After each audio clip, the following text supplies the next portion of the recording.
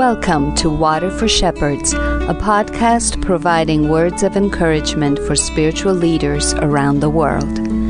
Everything related to this podcast, past episodes, show notes, and resources can be found online at waterforshepherds.com. Okay, I'm pleased to introduce our guest and encourager for today, Bob Tousey. Bob, are you ready to encourage and motivate our listeners? Oh, I sure am. Bob is a graduate of the University of Baltimore School of Law. He's a former international vice president of Parents Without Partners and has spoken at conferences throughout the United States and Canada. He was ordained in 2001 and is the executive director of Jeremiah 29:11 Ministry and the pastor of community outreach at Journey Church of Columbia, Maryland. He is the father of 2 and grandfather of 3. Bob, I've shared a little bit about you. Take a minute and briefly share more of your story with our audience. Sure. I was born on Long Island, New York, and raised in a Roman Catholic family, and we were very, raised very much in, this kind of structural liturgical religion, that a lot of people are familiar with from the 60s and the 70s. When I was growing up, I always wanted to be a Roman Catholic priest, but they have that little vow that would prevent me from having a family, so I steered away from that and, entered into another career. But it seemed like I was always, being called and always involved in church activities, whether it be teaching religious education or, working with youth groups and things like that. And then finally, a number of things happened in my life, and the opportunity came, to be ordained. And I'm now a non-denominational Protestant pastor. Would you share a favorite quote or scripture along with your application of it and how it encourages you? Sure. I actually have 2 favorites, and the first one probably is no surprise to you. It's Jeremiah 29:11. For I know the plans I have for you, declares the Lord, plans to prosper you and not to harm you, plans to give you hope and a future. And, that really just, when I'm going through a difficult time, I take a look at that and I realize that I'm not really the one who understands God's plans for me. And sometimes there's rough roads in there, and sometimes, there's good roads, and it's all part of God's plan, and I'm going to get through it. So I take a look at this from Jeremiah, I take a look at the book of Job, and I realize that, everything has its purpose, and it's all in accordance with God's will. And then my second one, actually, I really got to know when I started working with families dealing with grief. And it's from the Gospel of John, chapter 14. I'm sure many of our listeners are familiar with this.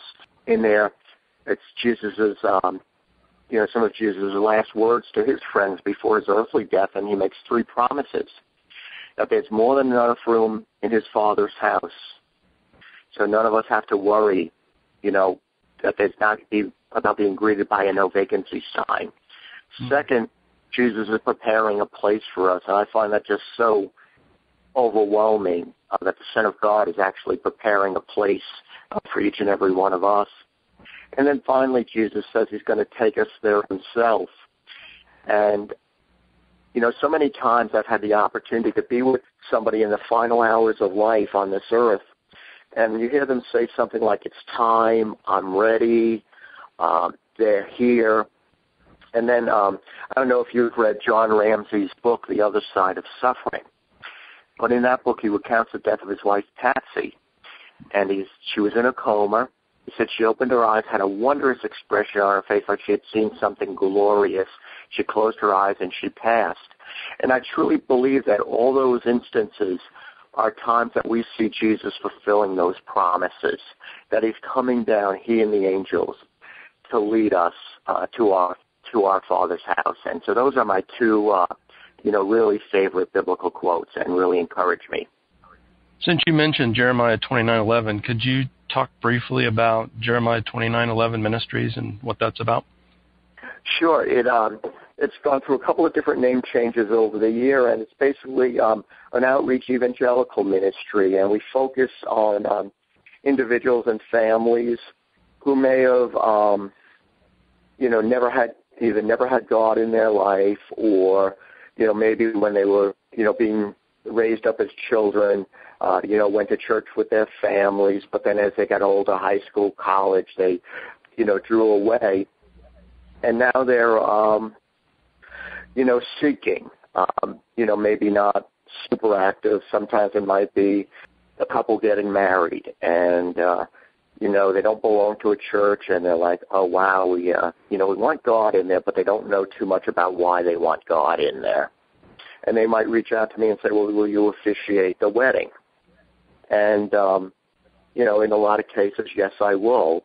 And I'll work with them and, suggest some materials for them to hopefully allow them to make the choice to have God as the center of their relationship.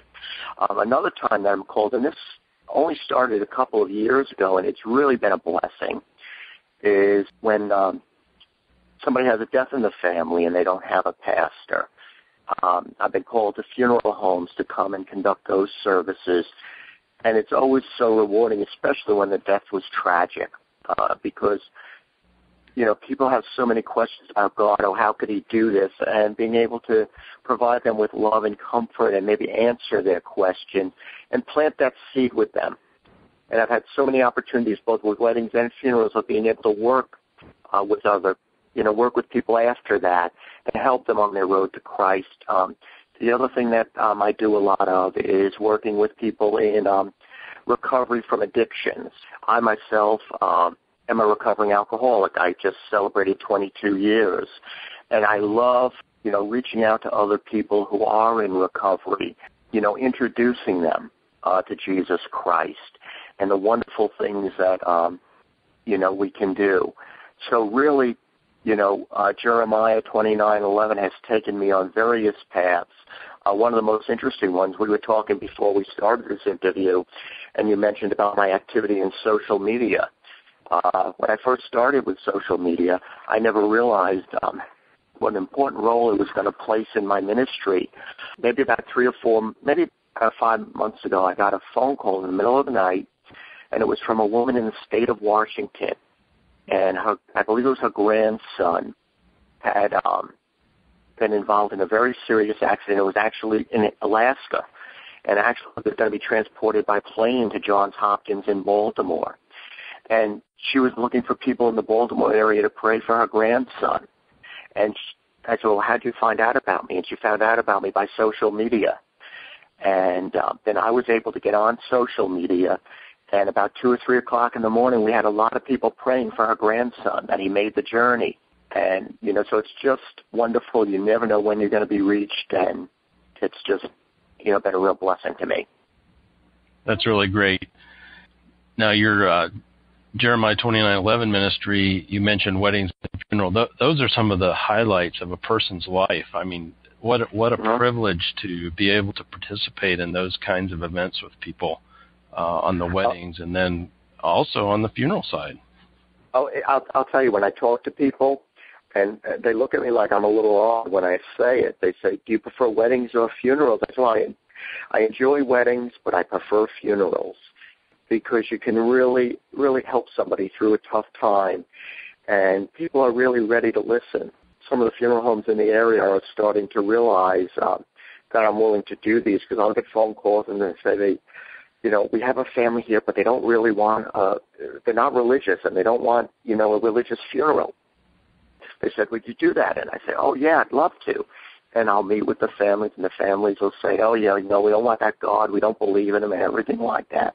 And I'll say, okay, well, I'll honor your wishes.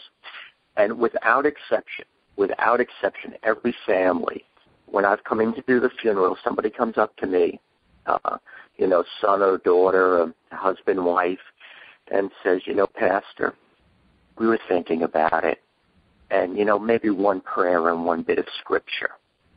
And, so, I've got such a unique opportunity to introduce them to Jesus Christ at the time that they're opening and they're asking for it and not being shoved in them.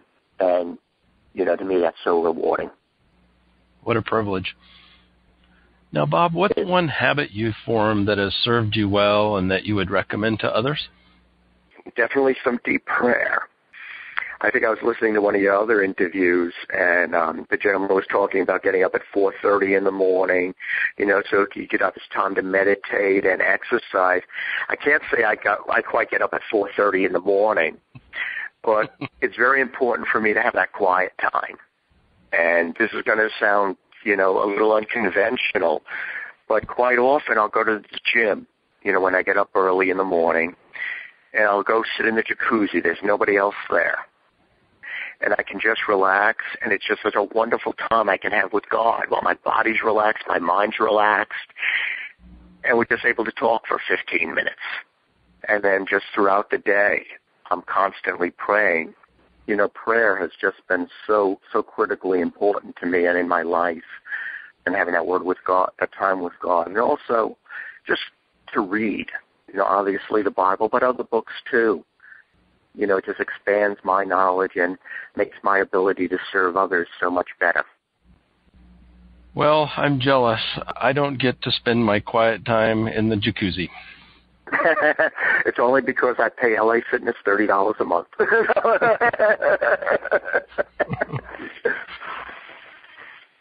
All right, moving on, Bob, can you share one big challenge you faced in your life and how you dealt with it and ultimately what you learned from it? Sure, and this really has been a significant part of my ministry. I think I had mentioned before when I was younger, I struggled with alcohol abuse. And, that was certainly a challenge. I'm very fortunate God protected me through that. So, I don't have a lot of scars from that. But, the battle initially, was a bit of a challenge. What even became more challenging to me was that I had been sober a good amount of years, and I actually suffered some pretty significant depression, which, required some hospitalization. And, it really, when people talk about a dark cloud, there was such a dark cloud over my life. I, never got to the point of actually, trying to take my life, but the thoughts were definitely there. And it was just such a dark time, and it's just so amazing how, through, professional help and, for mental health professionals, as well as spiritual help from my friends in the ministry, from prayer, from reading. I'm happy to say I don't suffer from that anymore, other than, maybe your occasional having a bad day. And that was the biggest challenge I've ever faced in my life. And it's so rewarding, now that I've been through it, and I'll, be talking to people, and they'll tell me what a noticeable difference there is in me. And I think it made me so much a better person, and it really helps me in my work with people who are, suffering from alcohol or drug addiction, suffering from depression. With the funeral ministry every year, I work with about, 6 to 8 families who are suffering the loss of a loved one through suicide. I used to be a fire department chaplain, and I worked with families immediately after suicide. So that battle with depression has really, aided me in my ministry. And I think, when I take a look back at Jeremiah 29:11, I look at it, and I wonder if maybe that was part of God's plan to prepare me to work with others going through that. Yeah, now, God forbid, if somebody's listening to this and struggling with alcohol addiction or depression, what would be your advice to them? Clearly, seek help. If you're seeking depression where you're even having thoughts of taking your own life, the first thing you need to do is get yourself to an emergency room, because you don't want to risk that. With alcohol addiction, same thing. You need to, get yourself in a good treatment program, and then obviously into a 12-step program. And, part of my recovery has always been, my faith in the Lord, and doing some good biblical reading, and, possibly reading some other books, and just, getting yourself a good sponsor, a good mentor, somebody you're going to be accountable to. and start to move forward. It's not an easy road, but there's plenty of people who have done it. So what I hear you saying, for certain, don't stay by yourself, reach out to others. Oh, clearly not. Clearly not. God has so much, for you as an individual. Let God's plan, be carried out. Get the help you need, both medically and spiritually, and, get back on course. We need you around here. Mm-hmm. Now, on the other side, can you share an aha moment or a blessing you've had in your life and how you handled it and what you learned from it? Oh, wow. Just this whole ministry has been, such a major, major blessing. Being able to reach out to others, serving people, having the honor of being a chaplain for the fire service. To see people, during their tough times and being able to help them through it. To me, that's just been beautiful. But obviously, the biggest blessing I have ever been given is my children and my grandchildren. And, I thank God for them every day. They're the best thing God has ever given me, and I, don't know what I could do to repay Him for that. Yep, family is so important, and it's neat to have children, and I don't have grandchildren yet, but I can look forward to that someday. Oh, yeah, and it's wonderful when you watch them, growing up, and it's always fun when you see them doing the same thing that their parent did when they were little, and their parent getting a little upset, and you just kind of chuckling a little bit. It's it's a lot of fun. Now, Bob, can you share who or what has recently encouraged and helped you become a better spiritual leader? Yeah, I've got some really, really good friends at a larger church where I live called Grace Community Church. It's in Fulton, Maryland. And in fact, after this interview, I'm going to be meeting with one of their elders, a guy named Joe.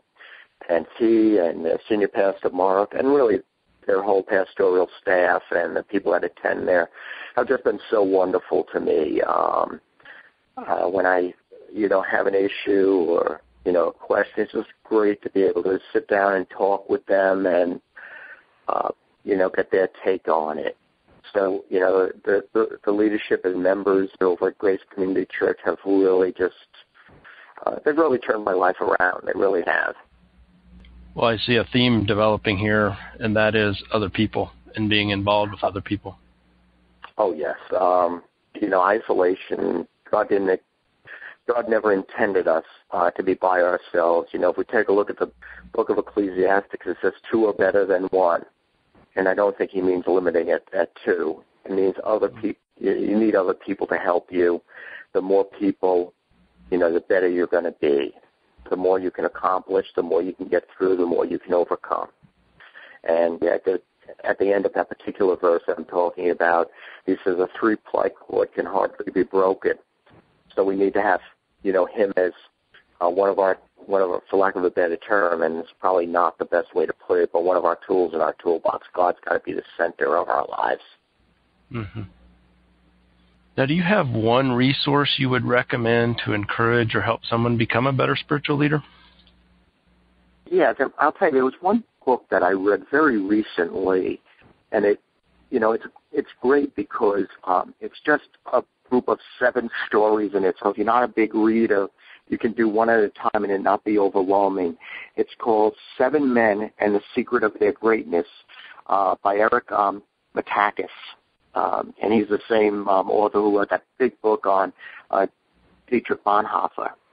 It's just a really fantastic book. They have 7 biographies in there. Each one of them is just a nice little story that can encourage you. Okay, I'll link that up in the show notes. How about an online resource? I'm not sure if this is really an online resource, but there's a new app that I've just become familiar with. It's called iDisciple, and I think it's put out by Family Christian.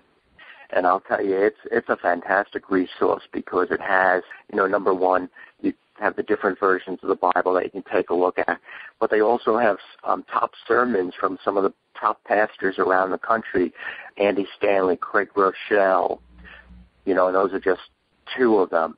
And I just like that because I don't even keep it on my phone. I have it on my, laptop. And, whenever I need to be inspired, I can just click on it and, I have a whole load of pastors. Okay, who do I want to listen to today?